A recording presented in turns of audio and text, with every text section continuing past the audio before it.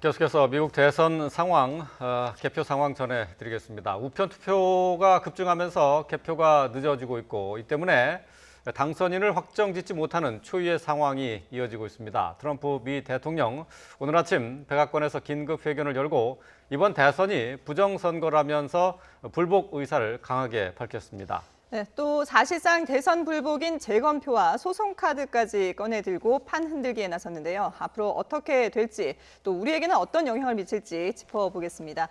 홍현익 세종연구소 수석연구위원 나와 있습니다. 안녕하십니까? 안녕하십니까?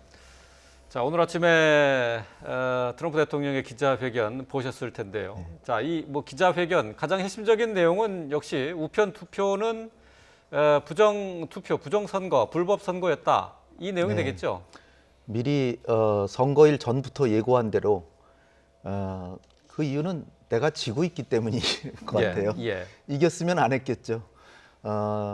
그러나 이제 사실 자기가 여당이잖아요.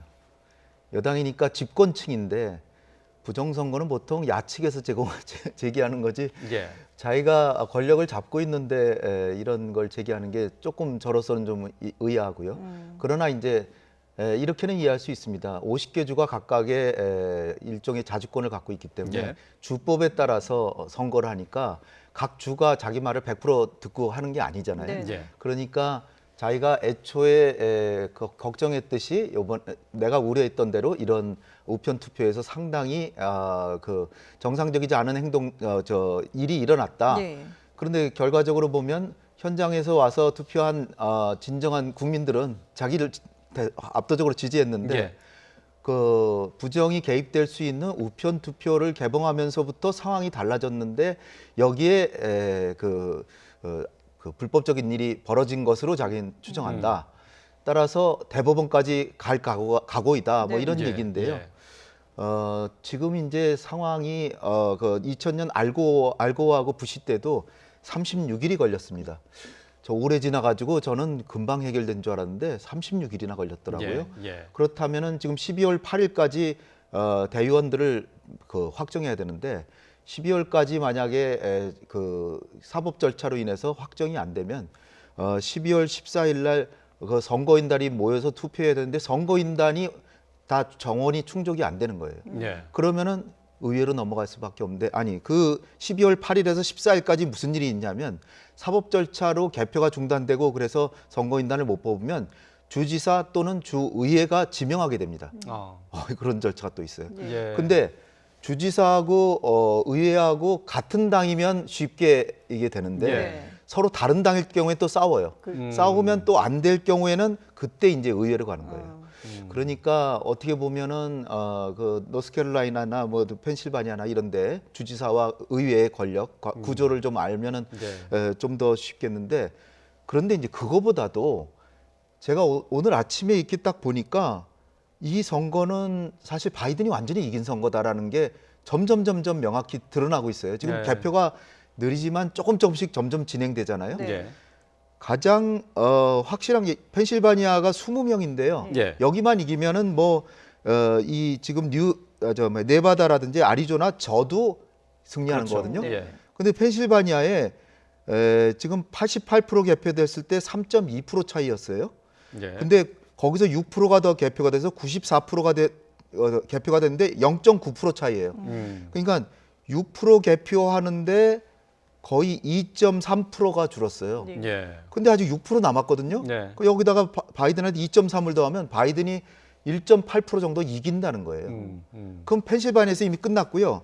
또 하나는 조지아인데 조지아는 지금 98% 개표됐는데 0.1% 차이입니다. 네. 0.1% 정말 아슬아슬하잖아요. 예. 근데 2% 남았어요. 근데 예. 추세로 보면 역전이 돼요. 추세를 그대로 대비해 보면 역전이 네. 되는데 그렇지 않더라도 여기 네바다에 6명만 확정되면 6명인데 확정되면은 여기서 그냥 끝나는데 네바다에서도 지금 추세가 개표가 지금 89% 됐는데 86% 됐을 때보다 바이든이 더 많이 이겨가고 예. 있어요. 그렇다면 여기서 역전이 안 된다는 거거든요. 예. 그러니까 어느 쪽으로 보나 음. 지금 트럼프는 지게 돼 있어요. 예, 단지 시간 예. 문제이지.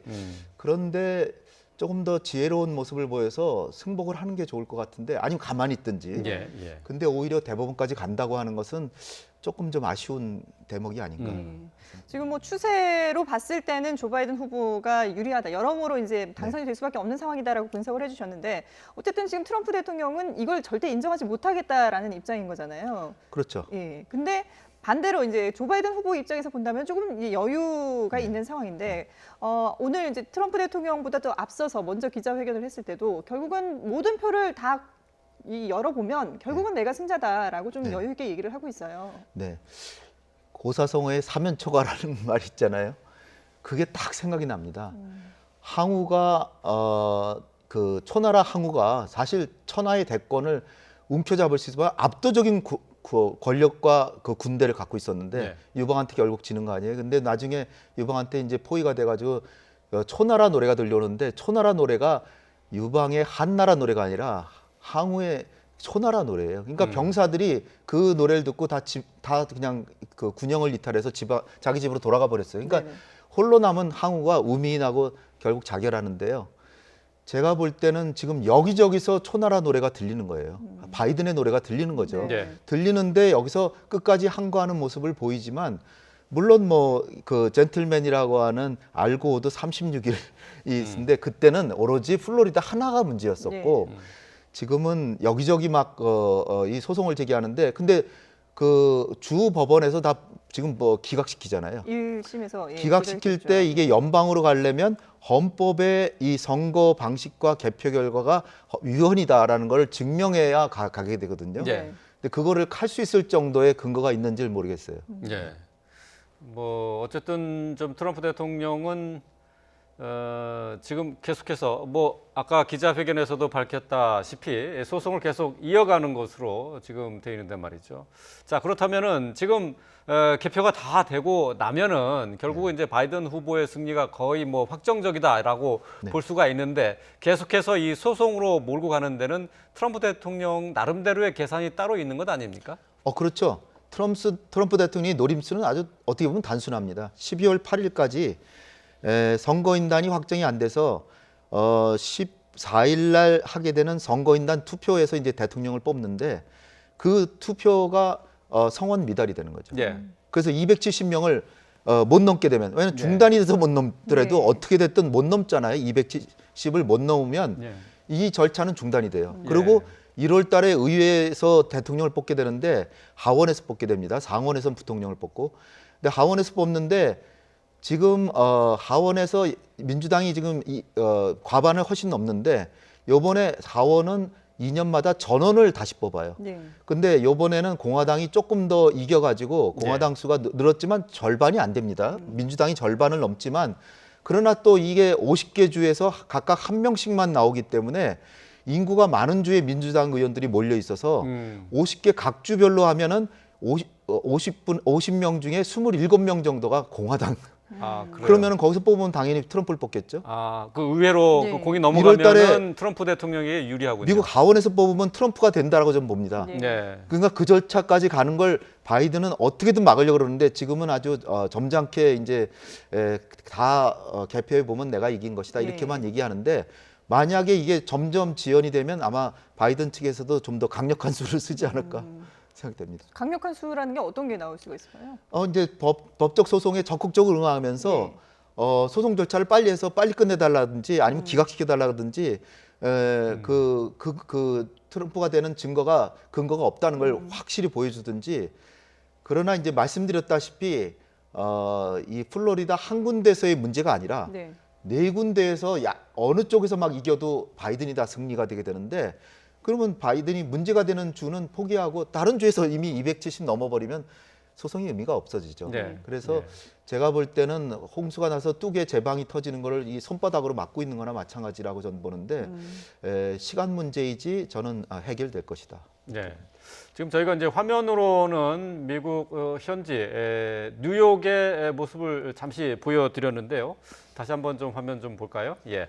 자, 지금 이곳은 미국 뉴욕의 모습인데요. 맨하탄인데 맨하탄 그 시내 중심가 쪽에 시위대들이 모여 있는 것을 볼 수가 있습니다. 지금 뭐 바이든 후보에 대한 지지자들이 아닌가 싶은데 말이죠. 자, 지금 결국은 자 이게 지금 투표 결과가 아직 나오지 않은 상황인데 곳곳에서 저렇게 지지자들이 모여서 행진을 한다든가 시위를 한다든가 하는 모습을 볼 수가 있어요. 이제 결국 대선의 개표 결과가 계속 늦어질수록 이런 시위 양상이 더 격화될 가능성도 좀 있지 않습니까? 그렇죠. 근데 책임을 따진다면은 바이든이 자기 승리를 그냥 아주 명확하게 주장하고 막 도발적으로 하질 않잖아요. 좀 네. 점잖게 끝까지 지금 현재의 제도를 따라가 보자. 네네. 그런 제도에 순응하는 모습을 보이는데 오히려 정권을 잡고 있는 트럼프 대통령이 거기에 불복하는 모습을 오히려 보이고 국가의 평화와 안정을 유지하는 것은 대통령과 정부 아닙니까? 네. 그런데 자기를 지지하는 시위라고 이렇게 내버려두고 저런 거는 어떻게 보면 지도자로서는 조금 좀 바람직한 자세는 아니다 이렇게 보여지고요. 그런데 바이든의 지지자로서 보면 제가 말씀드렸다시피 지금 어느 쪽이든지 오늘 내로는 확정이 될 수 있는 그런 상황이에요. 예. 왜냐하면 지금 조지아 같은 데는 98% 개표됐는데 0.1% 차이인데 아마 1000표 차이 정도로라도 바이든이 이기는 걸로 오늘 중으로 끝날 수 있어요. 그러면은 여기 지금 어저께 많이 얘기했던 네바다에서 6명이 달려있는 네바다에서 뭐 지금 89% 됐는데 여기서 지더라도 예. 끝나는 겁니다. 그러니까 제가 볼 때는 굉장히 트럼프 대통령은 완전히 궁지에 몰려 있다. 그런데 트럼프 대통령이 저렇게 하는 이유를 제가 이제 따져보면 트럼프의 지지자들이 바이든의 지지자보다 훨씬 열성 지지자가 많아요. 네. 예. 그러니까 지지하는 사람에다가 지지도를 곱하면 트럼프가 더 클지도 몰라요. 예. 그런데 이제 지고 있으니까 굉장히 저렇게 얘기를 하는데 그러니까 예를 들어 지금 바이든한테 표가 조금 더 많이 나왔지만 바이든을 지지해서가 아니라 트럼프를 싫어해서 찍은 사람이 많거든요. 예. 그러니까 트럼프가 계속 화제를 몰고 다니니까 좀 시끄러우면 며칠은 적어도 더 가지 않을까. 예.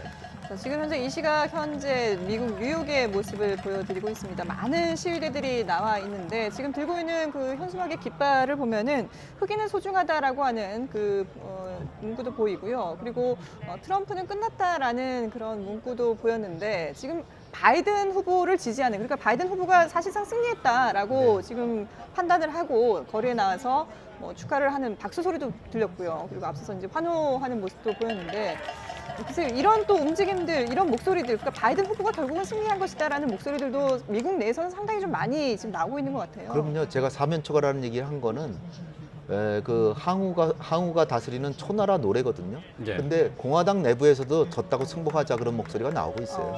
그 얘기는 아무리 자기 당의 후보고 대통령이지만 조금 좀 젠틀맨십을 보여야 차기 선거를 노리자. 예. 그게 더 낫지 않느냐 이런 목소리가 나오기 때문에 특히 저렇게 뉴욕이나 워싱턴 DC 이런 대도시는 민주당이 압도적이거든요. 그렇죠. 그러니까 이제 안심하고 저런 데서 시위하는 거죠. 네. 사실 이제 저런 식의 지지자들이 모여서 이렇게 보여주는 시위가 상대편, 그러니까 반대편에 있는 지지자들을 좀 자극할 우려도 좀 있어요. 워싱턴 DC에서는 트럼프 지지자들이 공격받는 일도 그렇죠. 있지 않았습니까? 네, 근데 그런 것들이 이제 아주 정말 명확하게 사실인지는 이제 봐야 되는데 네. 아주 나쁘게 얘기하면은 조작했을 가능성마저도 생각할 수는 있어요. 네. 그러나 제가 조작했다는 얘기는 전혀 아니고요. 네네. 그러나 어쨌든 그것이 엄청나게 많은 절대로 조작 못할 정도의 큰 규모의 폭행이나 이런 건 아니기 때문에 그거 하나를 보고 거기서는 어떻게 보면은 보수 극우 시위자들을 이 진보 진영에서 테러한 것처럼 이렇게 돼 있거든요. 네. 근데 제가 그것이 과연 그 사실에 부합하는지는 확실히 모르겠어요. 네.